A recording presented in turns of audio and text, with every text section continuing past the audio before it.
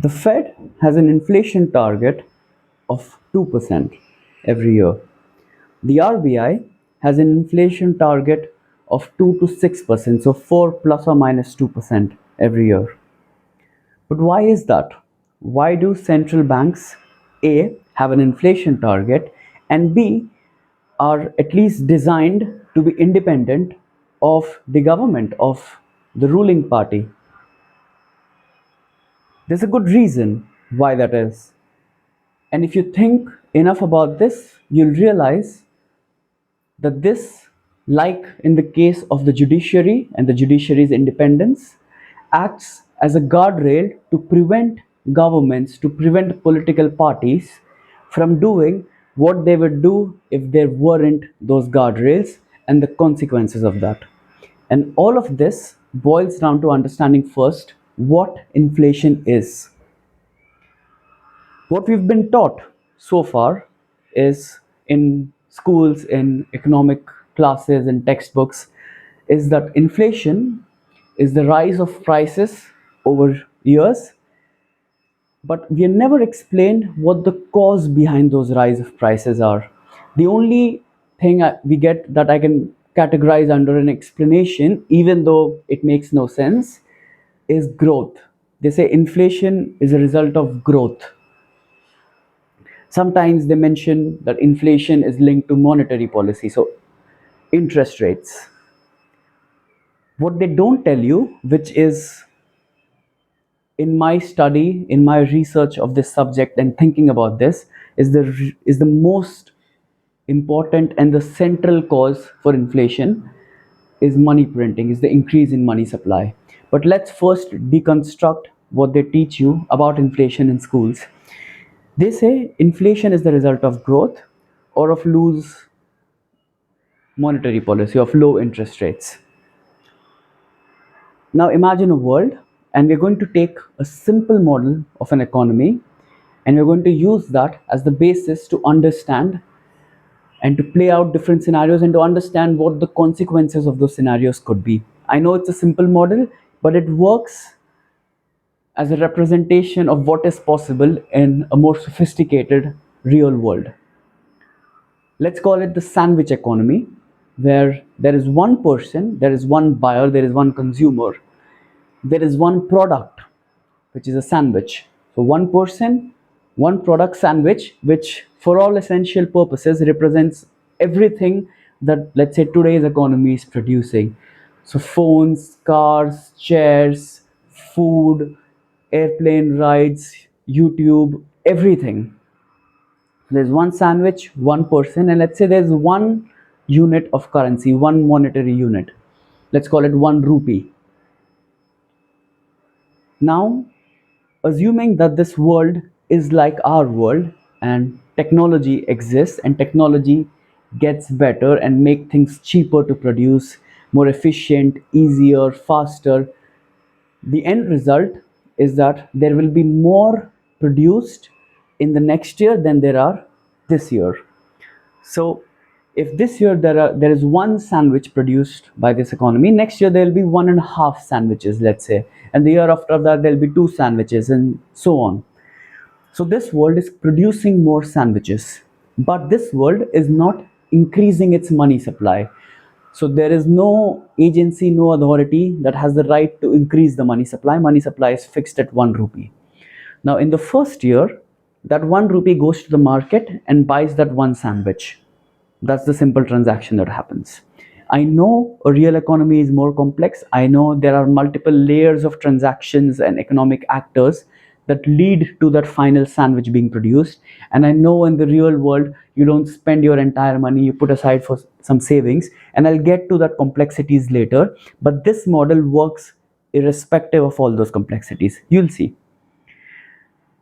1 rupee buys one sandwich in year one.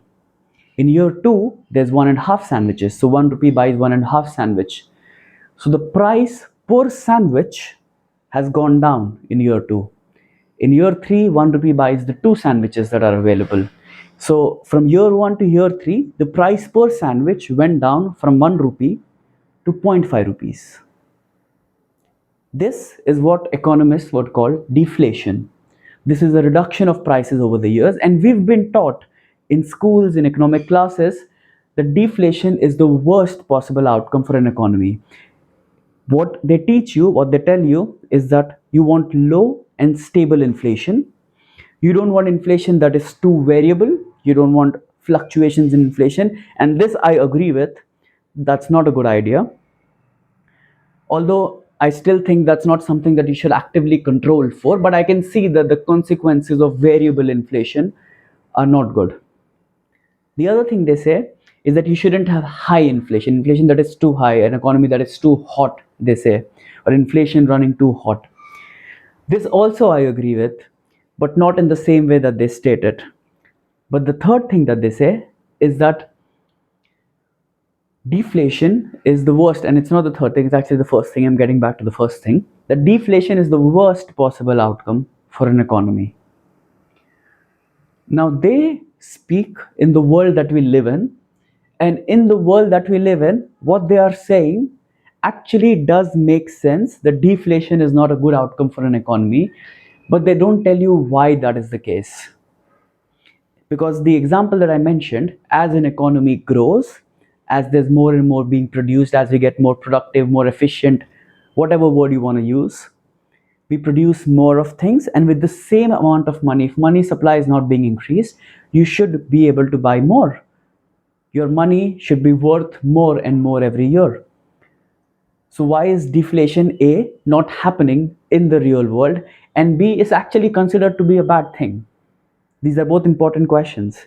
Firstly, the reason it is not happening, and before I get to that, one small important point to be noted. We think of inflation as a single number.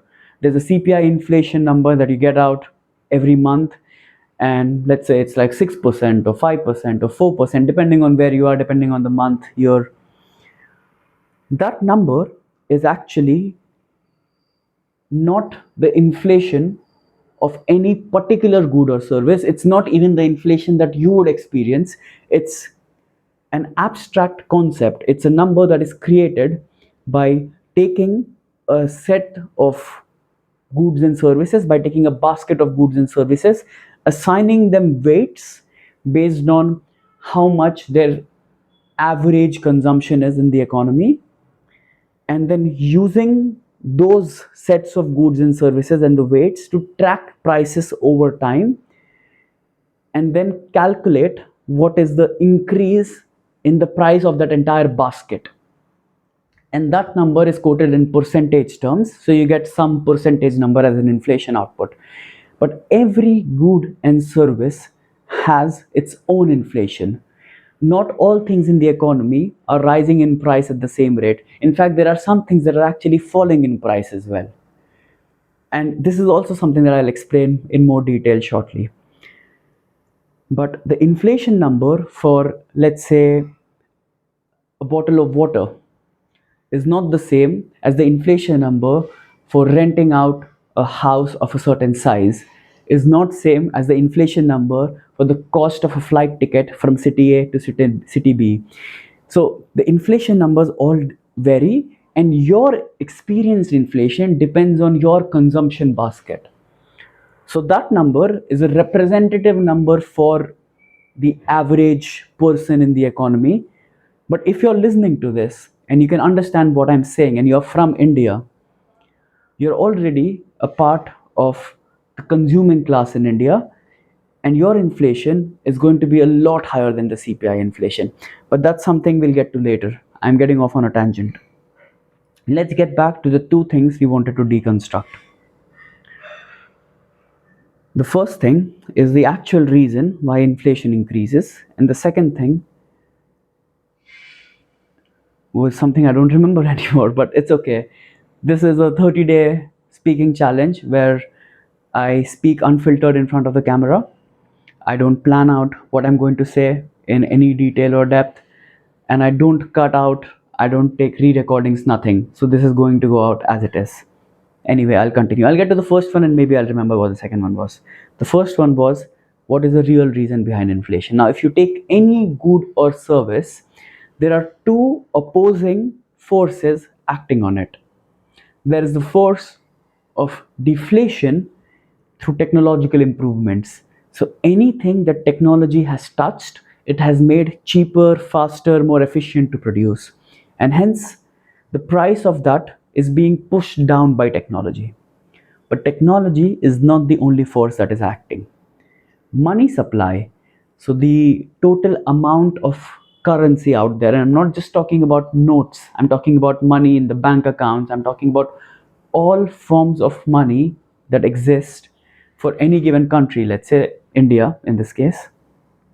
Money supply is being increased year on year. Now I know a lot of you believe that the total amount of money out there, the total amount of rupees, let's say, out there, is linked to gold in the treasury of the RBI, in the coffers of RBI, but that's not the case. That hasn't been the case since 1971 for any country in the world. In 1971, President Richard Nixon of the US cut off the link between dollar and gold, and since 1944, no other country in the world has linked their currency to gold or to silver. Only dollar. There was a Bretton Woods agreement in 1944 where countries decided, and India was part of that agreement, that they would delink their currency from gold or silver or any such metal. Dollar would be the only currency that would be linked to gold, and all other currencies would be pegged to the dollar. So they would have a fixed exchange rate with the dollar, and dollar would have a fixed exchangeability with gold. So every dollar would give you a fixed amount of gold. That is not the case anymore, and that has not been the case since 1971. So you can look this up. You can look up M2 money supply in India, and you will see that it has gone up in the last 50 years or so, and it has gone up dramatically. And that's true for any place, that's true for any country. It's true for US, it's true for Europe, countries in Europe, it's true for wherever you are, Brazil, I don't care. It's true everywhere. You can look it up, because governments now have the option of creating money to fund budget deficits. So think of a government as a person again. So this is a simplified model of a government. A person has an income and a person has expenditures. Now you as a normal person, if you make, let's say, 100 rupees, you have to keep your expenses within 100 rupees for that duration. If you don't, if you spend more than 100, you have to borrow that amount. And when you borrow that amount, as a government, as a person, you can say that you're borrowing from your mom or your dad, but as a government, you borrow from the market. So when you borrow that amount, you have to pay back that amount, and you have to pay back interest on that amount. If there was no power to increase the money supply, then borrowing would be constrained. So think again of an individual. If I overspent my first year and I've borrowed some amount, and I've overspent in the second year and the third year and so on, for the first 10 years I overspent, there will come a point where no one will be willing to lend me money anymore. And whatever money that will be lent to me will be at a very high interest rate, because I am now a risky borrower. There's a high chance of default. So that automatically puts a cap on how much I can borrow as an individual. But as a government, the government, even though there is supposed independence between the government and the central bank, so the government and RBI in India's case, the Fed in US's case, the European Central Bank in Europe's case, so depending on where you are, you have a central bank, an institution that has the power to create money, and they act in lockstep. They're supposed to be independent, they're supposed to have nothing to do with each other, but they act in lockstep. And the central banks step in to buy debt, to basically fund the government by increasing money supply. And the central bank has the power to do that. So they increase money supply, and this has been happening everywhere in the world, and this has been happening in India. So you have now more and more money. So let's get back to the sandwich economy. Person, one sandwich, 1 rupee to start with. Next year, there's 1.5 sandwiches, but there's 2 rupees. So money supply has been increased. So the price, even though the economy is producing more and you should have cheaper prices, you should have deflation, you actually get inflation, because in the first year, the price per sandwich was 1 rupee. In the second year, you have 1.5 sandwiches, but 2 rupees as the price. So the price per sandwich is slightly higher than 1 rupee. In the third year, let's say the 1.5 sandwiches have become 2 sandwiches now, but the money supply is now 4 rupees. So from year 1 to year 3, you go from 1 sandwich to 2 sandwiches. So productivity is good, you're producing more, but you go from 1 rupee to 4 rupees. So you go from 1 rupee per sandwich to 2 rupees per sandwich in the third year. So now you have inflation. This is important to understand. This is the only way inflation is possible on a collective basis, on a holistic basis in the economy. Now, individual goods and services can vary in this. Now, I know we were talking about a sandwich economy, but let's say you're talking about a smartphone economy, or let's say you represent every other good and service in the economy with a sandwich and smartphones as a separate good and service. So you have a sandwich and a smartphone.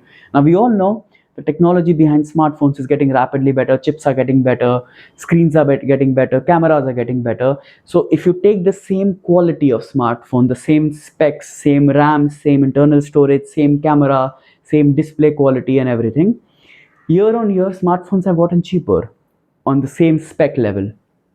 What used to be sold for tens of thousands of rupees can now be sold for a few thousand on the same spec level, as I said. So what's happening with the smartphone is, even though money supply is going up, the deflationary power of technology is stronger than the inflationary power of increases in money supply, and hence the price of smartphone, or a fixed smartphone so to speak, is going down. But with most things, technology does not have that strong a deflationary effect. So most things are actually going up in price over time, like real estate, like education, like healthcare, like eating out, things that are either limited in supply, so your real estate, your gold, anything that is scarce, truly scarce, or things where humans are deeply involved in the production of things, in the generation of things, or in the delivery of things. So education, healthcare, these things are going up much more quickly. Eating out, these things are getting really really expensive, and you have experienced this in your life. You don't need me to convince you on this. You know that this is getting more expensive over time. So what we have established so far is that the only way you have broad based inflation is increases in money supply. And think about this and convince yourself of this first. If you have questions regarding this, you can put it down in the comments. If you have any thoughts, if you have comments, if there's anything you don't understand, just put it down in the comments. I will answer each and every one of you. If there is a question that is being repeated, I'm actually going to make a video about this next, so I can answer all of you properly. But think about this. I don't want to lose you here. We have established that an increase in money supply is at the root of inflation. Now, in the example that I gave you, that money is going to this one person. So there's one person in the economy, there's one good or service you can say in the economy, but in an actual economy, and that's where we bring a bit more nuance into this model, there are multiple people, there are multiple actors, and there's also the government. And these people, when the government increases money supply, when the RBI increases money supply, that money is not flowing equally to everyone. I'll explain what happens. People realize that when money supply is increased, their purchasing power goes down. The purchasing power of their cash, the amount that they can, the stuff that they can buy with any single unit of currency, goes down. People realize that soon enough. When people realize that, they also realize that when they have their money in hard assets such as real estate, such as gold, such as the stocks of successful, well performing, profitable companies, such as valuable, culturally relevant fine art, such as culturally relevant bottles of alcohol or wine, anything that is scarce and in demand, that cannot just be inflated in supply, money flows to those hard assets in an attempt to preserve the purchasing power of money over time. People figured this out very quickly. So anyone who holds assets, their purchasing power is more or less preserved. It might go up a little, it might be a little lower than the increase in money supply, but broadly speaking, if you own hard assets, your purchasing power is preserved. If you hold cash, as in the example I stated, your purchasing power is going down over time. Now, in an economy, who holds cash and who holds assets? It is the middle class, it is the poor who have most of their liquid money in bank accounts or in currency notes hidden somewhere, and it is the rich that have a overwhelming majority of their net worth in assets, in real estates, in equities, in other assets. But they are the one who own most of the assets in an economy, and the poor and the lower middle class tend to own all of their net worth in cash. At most, they have a house that they live in, but that's it. So, whenever the government prints money, you have purchasing power of the people who hold cash go down, and you have purchasing power of the people who hold assets go up. What this means is money printing is an act of transferring wealth from those who hold cash to those who hold assets. It's a way of transferring wealth from the poor to the rich. This is the number one cause of increasing inequality everywhere in the world. You will find 100 different reasons and excuses that people give. The technology itself is causing inequality, that capitalism is to blame, that corrupt politicians are to blame. And corrupt politicians bit is actually true in a way, because they are the one who have created the system, even though it was created long ago, and they are the one who perpetuate this system. They are the one who refuse to tell the people the truth about this system. So that's why I'm here. This is something I've learned, I've realized, I've done the research on, and it is very obvious that this is at the root of inequality in the world. This is why things get expensive over time. There's another important caveat here, or rather clarification to be made here. The CPI inflation number is not the rate at which money supply is increasing. If money supply increases at close to 15%, you will find that the CPI inflation number will be between 5 or 7%. And I'm just giving you an example, but the point of this is the CPI inflation that the government quotes is a lower number than the actual increase in money supply. And this is also fairly nefarious. It's a very smart, I would say evil way of tricking people. What happens on a broad level is money supply, let's say, is increasing at X% a year. But as I told you, the increase in money supply has an inflationary effect, but technology has a deflationary effect. So the X% increase in money supply is brought down in the actual inflation of goods and services. So in reality, because of technology, the inflation in goods and services is lower than the actual increase in money supply. That much is true. But the CPI inflation number is not an actual representation even of the increase in the prices of goods and services. It's even lower than that. It is artificially suppressed. And I'll tell you how. Remember the basket of goods that I mentioned? This basket is not fixed. It would make sense if it is fixed, if the goods and services are all standardized and set, and then you can actually track the changes in prices of this fixed basket so you get an accurate picture of inflation. But what the RBI or the committee that is responsible for creating and maintaining this bracket and tracking the prices, what they do is they look at consumption pattern over the years and they adjust the basket based on the consumption patterns. Now I'll tell you what the problem with this is. Let's say you are a consumer, you live in a rented house of 1500 square feet with your wife or your girlfriend or your friend, whoever it is. With time, you realize the rental prices are going up at least 10% a year, and every few years your landlord actually kicks you out because he wants a 50% bump. So he'll kick you out and you'll get a new tenant at that price. And when you go out looking, you realize that you have to pay 50% more for any other place of equivalent size and quality as this one. So you bump down, you take a smaller house, you take a 1200 square feet house a few years later, and then a few years later you take a 1000 square feet house, and then an 800 square feet house. So you reduce the size of the house you live in, of the flat you live in, because the price rise is so high that it is unaffordable for you. So you've adjusted your consumption patterns because the price was high, because it was expensive. So you've shifted to a lower priced good from a higher priced good.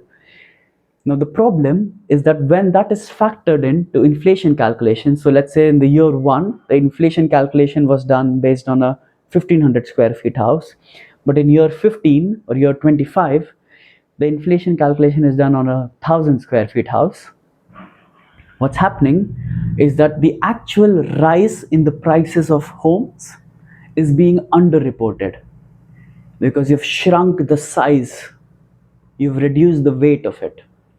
This is the problem. As people change their consumption patterns to reflect the price rise in economy and the changes in price in general of different goods and services in the economy, that change in consumption behavior is being led by price rise, but that is being factored into the new inflation calculation. So the price rise is not being completely reflected. So if this is the increase in money supply, this is the increase in actual fixed basket of goods and services, this will be the reported CPI inflation number. So the CPI inflation number is lying on two levels. It is lying about the actual increase of prices in the economy, but it is not even mentioning the increase in money supply, because if the money supply was fixed, you would not have inflation, you would have deflation. Your money, just like stocks rise in value over time and gold is rising in value over time, and I'm saying this in air quotes because you realize once you look into this that the increase in the price of the Nifty 50 or gold or even real estate, in most cases their increase year on year is actually roughly equal to the increase in money supply. So they're not actually increasing in value in a real sense. They are still increasing in purchasing power. This much I will concede, because as I told you, money supply is here, increase in money supply, but actual real inflation is here. So the technological improvements that suppress costs, you will still benefit from it if you hold gold or if you hold the Nifty 50 for long enough. But the problem is that they are actually not beating money supply. So they're not really making you rich. What they're doing is they're preserving your purchasing power and giving you that little bit of benefit that technology does. But if you live in a world where money supply itself is fixed, then all the benefit of technology would flow to you and you don't have to do anything for it. Right now, to benefit from gold, to benefit from Nifty 50 or real estate or other kinds of investment classes and assets, you need to become an investor. It's a whole field of education, it's a whole world in itself. And you need to do that. You need to play that game, you need to become good at it, you need to educate yourself. You will make mistakes, you will burn your fingers, you will get greedy. After going through all of that, maybe you end up learning, some people never do, maybe you end up learning that okay, the best thing I can do is SIP into Nifty 50 or SIP into gold, either buying physical gold or through an ETF, and just let that take care of my purchasing power over time. But most people end up not figuring that out, and especially the poor, the lower middle class, they never figure that out. Most of them never figure that out. They still hold their money in cash, in the bank account or in cash. So their purchasing power is going down over time. You can say, why care? I'm part of the consuming class, I'm part of the rich, I own assets, my family owns assets. But this is for a better world. This is for a more fair world. This is for a world where the spoils of technology, the improvements made by technology, are actually reaching everyone in society and not just the rich. It's unfair, right?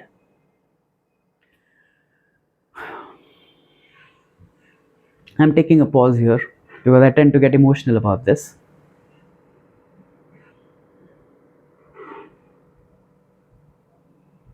If we lived in a world where money supply was fixed, things would get cheaper over time. And I'm talking about a broad enough time horizon. There could be a particular year, let's say, where onion crops have failed because of a certain pest that has spread around, and hence the supply of onion has tanked that year, and hence that year locally the prices of onion have gone up. These local events, these local shocks to supply or demand can happen, and that can result in localized movements in price, and that's completely fine. But over a long enough time horizon, prices should fall in a fixed money supply world. People should be able to buy more and more with their money. People shouldn't have to learn how to invest. People shouldn't have to play in this casino. People can just hold their money like they used to back when gold was money. You could just take the money that you earned, you can take the gold that you earned, spend whatever you had to spend, and the rest you could just leave it with yourself. It would be like leaving rupee coins with yourself or rupee notes with yourself, and that increasing in value over time. That would be such an easier world to live in. And there is a way to do that.